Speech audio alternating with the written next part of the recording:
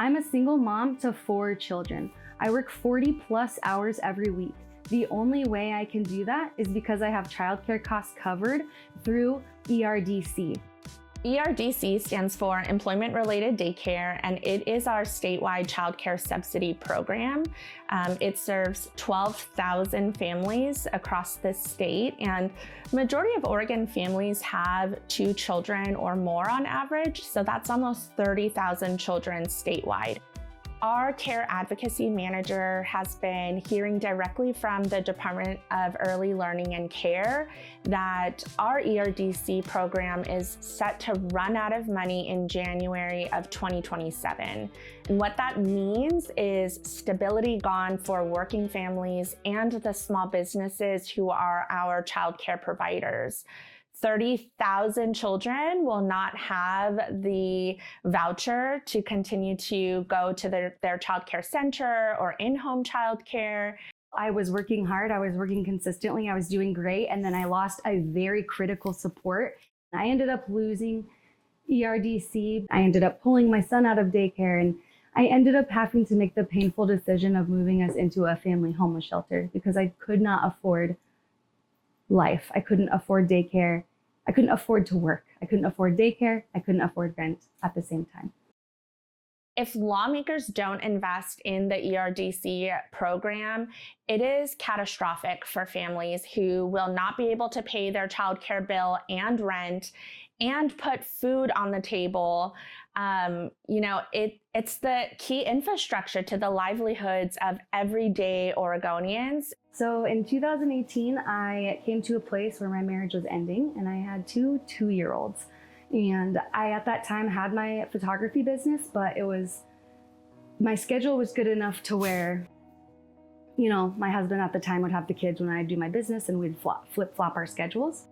When we were separating, I realized I need childcare. There's no way I can work while having 2 toddlers, especially with their unique needs. And so someone mentioned in passing ERDC, which I had never heard of, and they said basically it's food stamps, but for childcare. And I was like, oh, cool. So I applied for that. I qualified and gained access nearly immediately.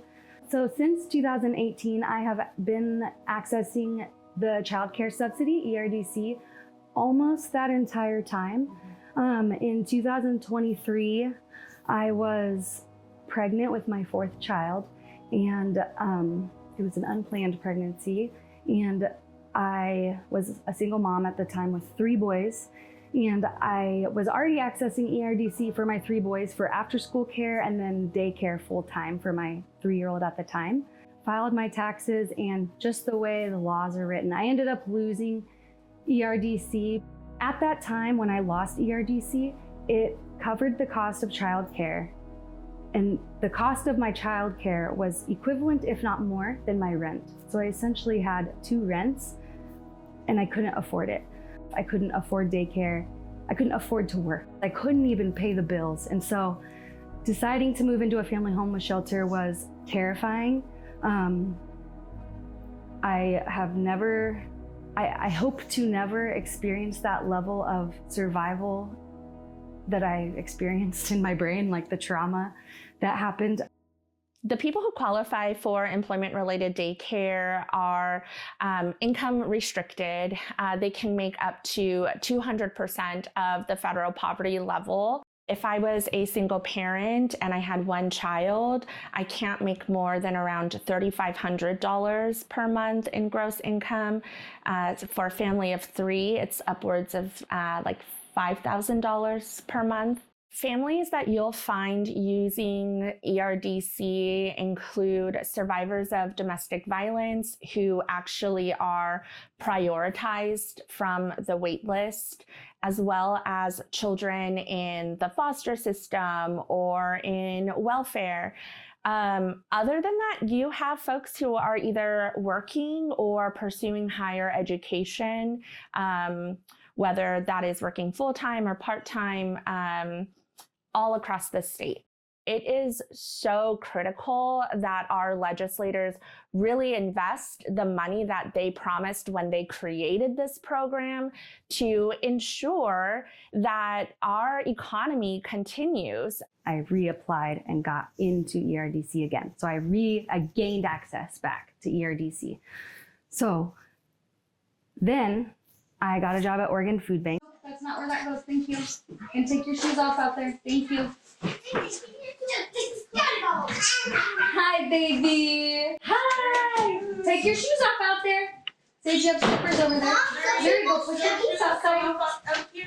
Hi, love.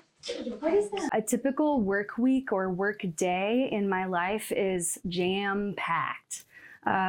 I wake up very early, 6 a.m. with these kids. They wake up early.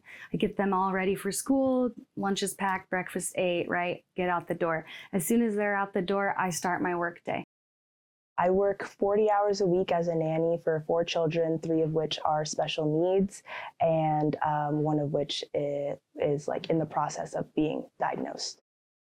The hardest part of my job is probably just like the burden of responsibility, because especially with children who do have, varying needs, it's just a lot more demanding emotionally. And like, you're not just supervising these children, you're like helping them develop into themselves.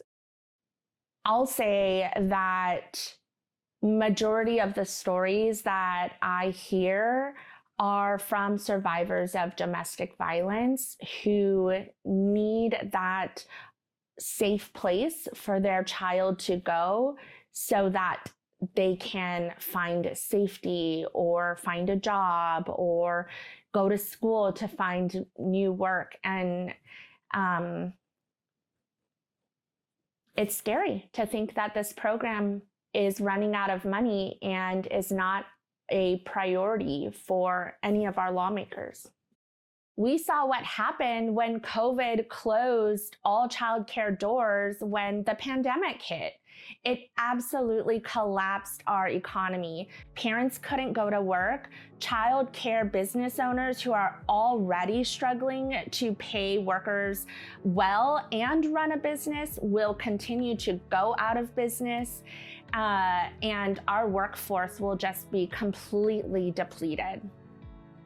With the threat of ERDC running out of money in 1 year, honestly, my brain goes blank into like some disassociation trauma response, because the last time I lost ERDC, I landed in a homeless shelter. So I would tell legislators to prioritize childcare. Like, it is the foundation of our economy, in my opinion.